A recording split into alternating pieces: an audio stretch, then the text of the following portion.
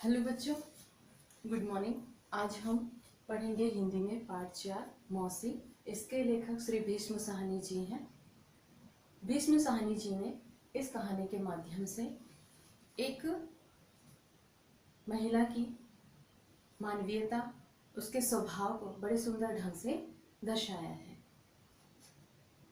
एक ऐसी महिला के बारे में बताया है जो बिना किसी स्वार्थ के लोगों की मदद किया करती थी।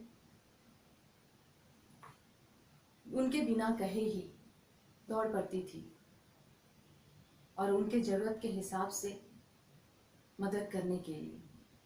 उसके बदले में उसे लोग जो कुछ भी देते वो उसे खाकर संतुष्ट रहती। मौसी उसके जो भी मदद करती थी उसके बदले किसी से कुछ भी नहीं चाहती थी। बिना किसी स्वार्थ के, बिना किसी के बोले ही वे मदद करती थी। और ऐसे लोग काफ़ी विरले होते हैं, बहुत कम मिलते हैं जो बिना किसी स्वार्थ के दूसरे की मदद करें। तो आज हम ऐसी ही एक महिला के बारे में इस पाठ के माध्यम से, इस कहानी के माध्यम से जानेंगे, जिसको लोग मौसी कहकर बुलाते थे। मोहल्ले के सारे लोग, चाहे बड़े छोटे जो भी हो, उनको मौसी कहकर ही पुकारते थे। मौसी कहाँ से आई थी, कौन थी, उसके परिवार वाले हैं या नहीं, उसकी रोजी रोटी कैसे चलती है, इन चीज़ों के बारे में कुछ भी पता नहीं था। मौसी का नाम क्या है ये भी पता नहीं था। बस उसे मौसी कहकर पुकारते थे और ये जानते थे कि हाँ, मौसी सबके घर घर जाकर सबकी मदद करती है, ये जानते थे। और मौसी के उपस्थिति में उनके बच्चे सुरक्षित हैं, ये भी मोहल्ले वाले जानते थे। मौसी बिना बोले ही सबकी मदद करती और बिना कहे उनके घर जाकर जरूरत के हिसाब से उनका काम करती और जो कुछ उन लोग देते उसे वो खाती और संतुष्ट रहती। मोहल्ले में एक नीम का पेड़ था जहाँ चबूतरा बना हुआ था। वहाँ पर मौसी दोपहर के समय बैठती, जहाँ पर मोहल्ले के सारे बच्चे स्कूल से आने के बाद खाना खाते और मौसी के पास, उस नीम के चबूतरे के पास जाते, वहाँ खेलते, हंसी मजाक भी चलती और मौसी उन्हें तोता परी की कहानियाँ भी सुनाती और अपने पल्लू में जो कुछ भी खाने की चीज़ें जैसे चना चबेना, दाल फुलिया और अन्य चीज़ें वो बांध कर रखती थी, जिसे वो बच्चों को खाने के लिए देती। मौसी का धीरे धीरे बच्चों से इतना लगाव हो गया था कि ये संबंध कभी टूटने वाला नहीं था, बहुत गहरा संबंध बन गया था। मोहल्ले के लोग भी चाहने लगे। मोहल्ले के लोग निश्चिंत रहते कि बच्चे यदि घर में नहीं हैं तो मौसी के पास ही होंगी।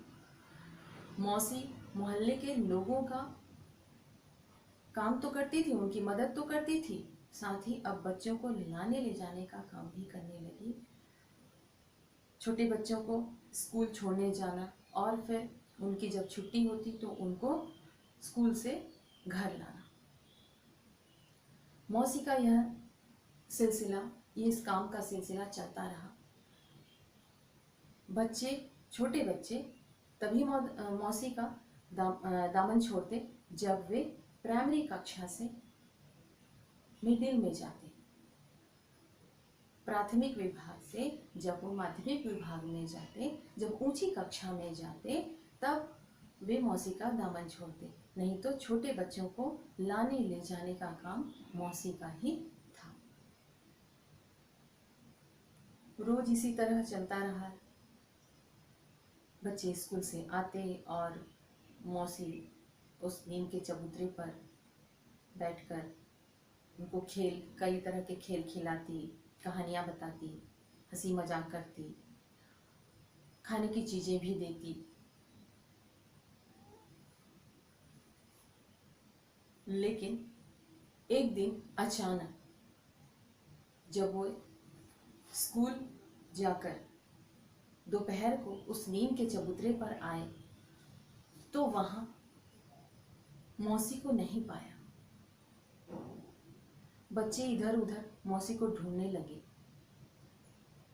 कि शायद किसी के घर में होगी, कहीं गई होगी। मौसी को बहुत ढूंढा पर मौसी नहीं मिली। इस तरह कुछ दिन बीत गए, मौसी का कोई पता नहीं चला कि मौसी कहाँ गई। फिर उन्हें लगने लगा कि शायद मौसी अपने परिवार वाले या अपने गांव चली गई होगी। बच्चे परेशान होकर अपने माता पिता से पूछने लगे। माता पिता भी परेशान होने लगे कि पता नहीं मौसी कहाँ चली गई। और इस तरह कुछ दिन बीत गए। कुछ दिन बाद कुछ बच्चों का मैच था, क्रिकेट का मैच था। तो बच्चे क्रिकेट खेलने के बाद जब मैच खत्म हुआ तब वो घर लौट रहे थे। लौटते समय एक मकान के पास से गुजर रहे थे कि उस मकान से तेज किसी महिला के चिल्लाने की आवाज़ आई और एक दूसरी महिला के रोने की आवाज़ आई। वो महिला चिल्लाते हुए मौसी कहकर बोल रही थी। तो जैसे ही मौसी शब्द सुना, बच्चे ठिठक गए, रुक गए अचानक वहां पर कि मौसी उस महिला ने कहा, तो हो ना हो कहीं ये हमारी मौसी तो नहीं है। बच्चे रुककर उस मकान के अंदर उन्हें जाने की इच्छा हुई, जानने की इच्छा हुई कि आखिर उस मकान के अंदर जो मौसी उस महिला ने कहा, तो कहीं ये हमारी मौसी तो नहीं। तो उसे देखने की इच्छा हुई। तो अंदर तो जा नहीं सकते थे, तो मकान के दरवाजे पर एक दरार थी, एक छेद था जहाँ से बच्चे अंदर झांकने लगे। जब झांका तो देखा कि एक महिला एक बूढ़ी महिला को काफ़ी तेज आवाज़ में डांट रही है, चिल्ला रही है कि अब हम तुम्हारा ध्यान नहीं रख सकते, अब तुम यहाँ से जाओ। तो उस दरार से देखने का प्रयास किया, लेकिन मौसी का चेहरा स्पष्ट नहीं दिखा। अब वहां से निराश होकर घर चले गए। दूसरे दिन जब वे स्कूल से लौट रहे थे तब मौसी को पुल पर बैठे रोते हुए देखा। बच्चे दौड़कर मौसी के पास गए और दुनिया भर के प्रश्न पूछने लगे कि मौसी तुम इतने दिन कहाँ थी, बिना बताए कहाँ चली गई थी, अभी तुम क्यों रो रही हो, क्या हुआ है मौसी तुम्हें, तुम इतनी कमजोर क्यों दिखाई दे रही हो। इस तरह के प्रश्न करने लगे। मौसी कुछ देर शांत रही, उनके प्रश्नों का कोई जवाब नहीं दे रही थी। इसी तरह प्रश्न पे प्रश्न मौसी पर टूट पड़े थे। मौसी उनको बस निहारती रही, एकटक निहारती रही कि तू इतने दिन कहाँ थी मौसी। तो बस उनको प्यार भरी नजरों से देखती रही। उसने कहा, मौसी ने कहा कि बेटा अब मैं ठीक हूँ, मुझे कुछ नहीं हुआ है, मैं ठीक हूँ। और फिर वो वहाँ से उठकर जाने लगी। तो बच्चों ने उन्हें रोकने का प्रयास किया। मौसी ने कहा कि मैं अपने गांव जा रही हूँ। तो बच्चों ने पूछा कि क्या तुम वहाँ से वापस आओगी। तो हाँ, जरूर आऊँगी, लेकिन जवान होकर आऊँगी। और फिर बच्चों ने प्रश्न किया कि ठीक है, तुम अपने गांव से हमारे लिए क्या लाओगी। तो मौसी ने जवाब दिया कि मैं तुम्हारे लिए चना चबेना और गुड़ शक्कर लेकर आऊंगी,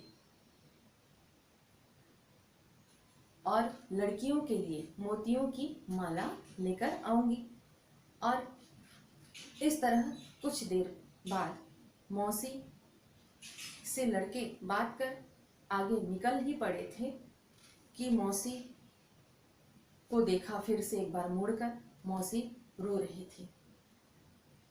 जैसे ही मौसी को रोते हुए उन्होंने फिर से देखा, वो दौड़कर मौसी के पास आए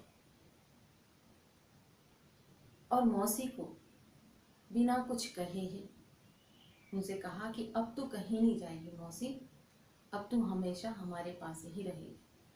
और तुरंत खटिया की व्यवस्था करी, दौड़कर गए, खटिया लेकर आए और मौसी को खटिया सहित वहाँ से ले गए। किसी ने चादर की व्यवस्था की, किसी ने लैंप की व्यवस्था की, किसी ने एक कटोरी दूध लाकर मौसी के पास रखा। इस तरह से मौसी को नीम के पेड़ के पास ले गए और वहाँ ये सारी व्यवस्थाएं की कि मौसी और एक ने अपने डॉक्टर पिता को बुलाकर लाया ताकि मौसी का इलाज हो सके। मौसी उस समय स्वस्थ नहीं थी, तो मौसी का इलाज कराने के लिए एक ने अपने डॉक्टर पिता को लेकर आया कि चलो आप हमारी मौसी का इलाज करिए। तो इस तरह से लड़कों ने मिलकर मौसी की मदद की, मौसी की देखभाल की और बारियां बांधने लगे कि यदि हम मौसी को अकेले छोड़ेंगे तो मौसी शायद फिर से कहीं भाग ना जाए, छोड़कर चली ना जाए। इसलिए बारियां बांधने लगे कि किस समय तक, कितने घंटे तक कौन रहेगा। मौसी इन बच्चों की बातें सुनकर हंस पड़ी और कहने लगी कि तुम परेशान मत हो, तुम चिंता मत करो, अब मैं कहीं नहीं जाऊंगी, हमेशा तुम्हारे साथ रहूंगी। मौसी का इलाज हुआ, मौसी स्वस्थ हो गई, फिर से पहले जैसी हो गई। कुछ साल बीत गए।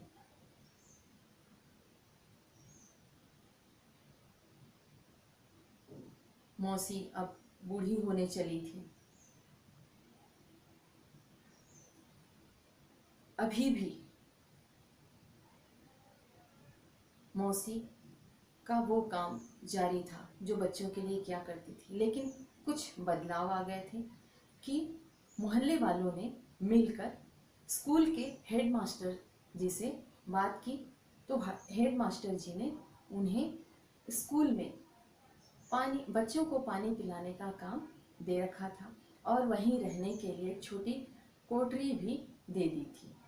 तो मौसी उस कोठरी में रहती और रोज सुबह जब बच्चे स्कूल आते तो उन्हें पानी पिलाया करती थी। मौसी बूढ़ी हो गई थी, इसलिए उनके सारे दांत भी झड़ गए थे।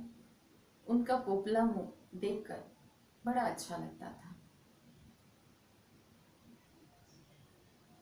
अब मौसी का सारा जीवन बच्चों के बीच और उनकी मदद में ही बीता करती और इस तरह यह निस्वार्थ भाव का काम, जो शायद ही इस तरह से कोई किसी की मदद करता है, वो भी बिना स्वार्थ के, तो मौसी बिना स्वार्थ के लोगों की मदद करती। और अब तो उनका संबंध ऐसा हो गया था कि मौसी को देखे बिना न वहाँ के लोग रहते थे, ना ही बच्चे। तो ये थी बच्चों मौसी की कहानी, जो मैंने आपको संक्षिप्त रूप में बताया। हमें मौसी ये प्रेरणा देती है कि हमें भी यदि हम कोई कार्य करते हैं तो बिना स्वार्थ के हम करें, तो उसका परिणाम भी अच्छा होगा, फलदायक होगा। उसमें किसी स्वार्थता नहीं होनी चाहिए। अगर स्वार्थ होगी तो उसमें प्रेम नहीं होगा। मौसी के काम में निस्वार्थता थी, इसलिए आज मोहल्ले वालों ने उनके नाम जाने बिना, कौन है यह जाने बिना, उनकी मदद की उनकी, अब उनकी देखभाल भी करते हैं। अब उनको ऐसे जगह में रखा गया है जो सुरक्षित है। पहले उनका घर था नहीं था कुछ भी पता नहीं था, लेकिन अब उनका स्थायी जगह था। कहाँ? स्कूल में एक कोठरी दिया गया था उनके रहने के लिए, जिसे हेडमास्टर जी ने, उस स्कूल के हेडमास्टर जी ने दिया था। तो निस्वार्थ भाव से किया गया कार्य हमेशा सार्थक होता है, उसमें उसका फल जो होता है सुखदायक होता है। तो ये थी मौसी कहानी। ठीक है, थैंक यू।